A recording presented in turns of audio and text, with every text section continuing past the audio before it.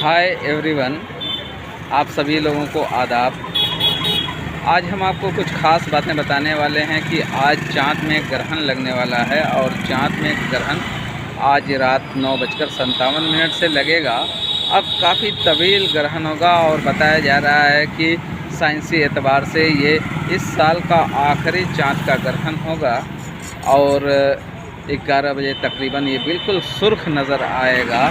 तो आप लोग अच्छी तरीके से याद कर लें कि 9:57 से चाँद में ग्रहण लगेगा और तकरीबन 11 बजे सभी लोगों को ये पूरी तरीके से सुर्ख ग्रहण नज़र आएगा। जो लोग अपने मज़हबी अक़ायद के मुताबिक इबादत करना चाहते हैं वो अभी से तैयारी कर लें, चाहे वो बिरादरान वतन हो, चाहे मुस्लिम बिरादरी के लोग हों या कोई भी दिगर मज़ाहिब के लोग हों। सभी लोग चाँद ग्रहण हो चाहे सूरज का ग्रहण हो, सभी लोग अपने तौर तरीके से इबादत करते हैं। ऐसा माना जाता है कि इस्लाम मज़हब के अंदर कि चाँद ये ग्रहण अगर होता है या सूरज ग्रहण होता है तो ये उनके ऊपर बड़ी मुसीबत होती है।